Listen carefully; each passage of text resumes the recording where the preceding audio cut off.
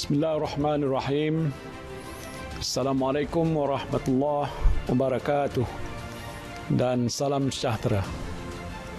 Saudara dan saudari yang saya kasihi sekalian, apa khabar semua? Saya doakan saudara dan saudari sihat walafiat dan terus kekal mematuhi SOP norma-norma baru. Saya ingin merakamkan ucapan terima kasih pada semua anggota Barisan Hadapan yang masih cekal meneruskan tugasan masing-masing walaupun telah lebih setahun kita bertarung memerangi wabak COVID-19. Begitu juga dengan pihak swasta, badan bukan kerajaan, sukarelawan dan semua rakyat Malaysia yang sentiasa gigih menjalankan tanggungjawab masing-masing dalam memerangi pandemik COVID-19. Terima kasih dan tahniah diucapkan. Kerajaan sentiasa berusaha bagi memastikan kita menang dalam pertarungan memerangi wabak COVID-19 ini. Antara langkah-langkah yang sedang diambil termasuklah program imunisasi COVID-19 kebangsaan atau PIK yang merupakan salah satu ikhtiar untuk melindungi masyarakat daripada COVID-19. Vaksinasi COVID-19 adalah secara sukarela dan akan diberikan secara percuma kepada semua warga negara dan bukan warga negara Malaysia. Pendekatan kerajaan adalah untuk memastikan sekurang-kurangnya 80% penduduk dewasa Malaysia menerima vaksin menjelang Februari 2022 untuk mengurangkan penularan virus COVID-19. Sehingga 23 Mac 2021, saya difahamkan bahawa seramai 6.4 juta daripada penduduk Malaysia telah mendaftar bagi pengambilan vaksin menerusi aplikasi MySejahtera. Dari segi penerima vaksin pula, setakat ini jumlah pemberian dos pertama dan dos kedua ialah sebanyak 481,989, di mana negeri Selangor mencatatkan penerima dos vaksin pertama tertinggi iaitu sebanyak 58,552, manakala Sarawak mencatatkan penerima kedua-dua dos vaksin tertinggi sebanyak 10,166. Sehubungan dengan itu, sehingga vaksin ini dapat mencapai sasaran yang ditetapkan, kita masih lagi mengharungi suatu tempoh yang sukar dalam memerangi wabak COVID-19. Walaupun kes positif baru kini semakin menurun, tetapi bilangan kes masih lagi tinggi. Dan menjedari situasi yang membimbangkan, kerajaan telah membuat keputusan antara kaedah atau pendekatan terbaik bagi menangani penularan jangkitan ini dalam kalangan komuniti adalah dengan memastikan bahawa komuniti itu sendiri perlu meningkatkan usaha dalam memainkan peranan sebagai frontliner atau pejuang barisan hadapan. Namun begitu, usaha ini tidak akan dapat mencapai matlamat sekiranya tidak didokong oleh setiap lapisan masyarakat. Justru program pemerkasaan komuniti ini adalah senjata yang kita ada dalam usaha untuk bersama-sama membendung penularan virus COVID-19 ini. Usaha ini juga selaras dengan strategi dalam dasar perpaduan negara untuk memperkasakan institusi keluarga dan komuniti yang telah saya lancarkan pada 15 Februari yang lalu.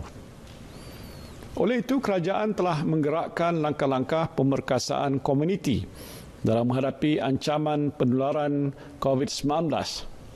Antara inisiatif pemerkasaan komuniti yang telah, sedang dan akan digerakkan termasuklah pertama, mengaktifkan jawatan kuasa di peringkat komuniti.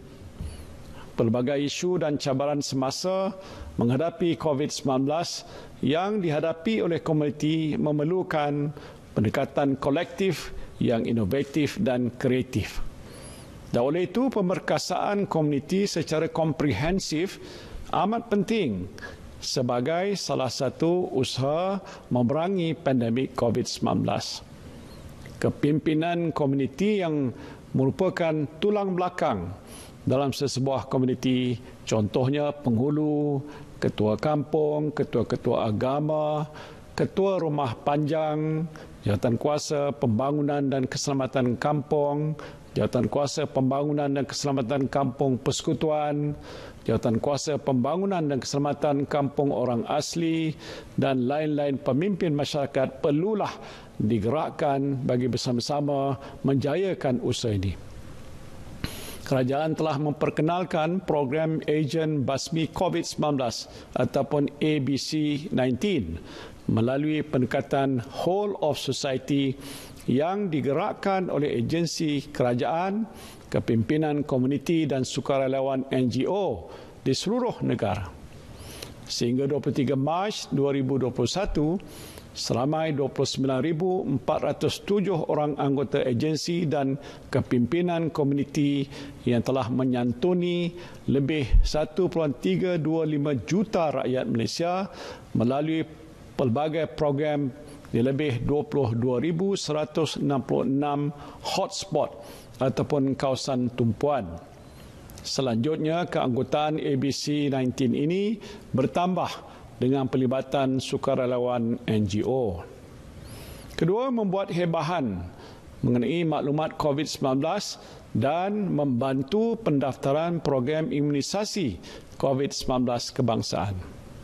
Hebahan khidmat awam akan terus dilaksanakan oleh kerajaan melalui Jabatan Penerangan, JAPAN, Majlis Keselamatan Negara MKN dan agensi-agensi lain dalam memastikan setiap maklumat dapat disampaikan dengan berkesan dan menyeluruh.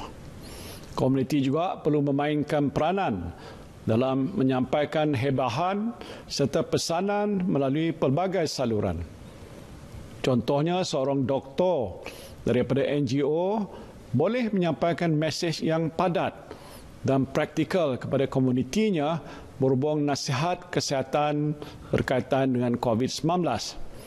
Manakala mereka yang berkepakaran dalam bidang-bidang tertentu seperti ahli psikologi boleh memberikan khidmat psikologi kepada ahli komuniti yang terkesan dengan perintah kawalan pergerakan PKP.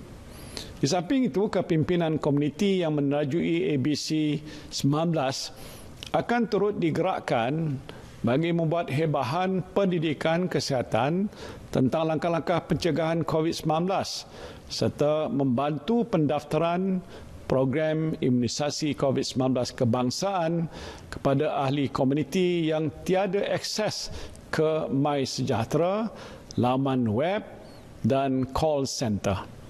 Ini bagi memastikan sasaran 80% imunisasi penduduk dewasa Malaysia tercapai. Ketiga ialah melaksanakan aktiviti pemantauan di kawasan komuniti. Jika kita lihat kepada statistik daripada Kementerian Kesihatan, kes-kes jangkitan dalam kalangan komuniti yang masih tinggi amat membimbangkan. Kita tidak mengetahui siapakah di antara kita yang dijangkiti kerana mereka tidak menunjukkan sebarang gejala.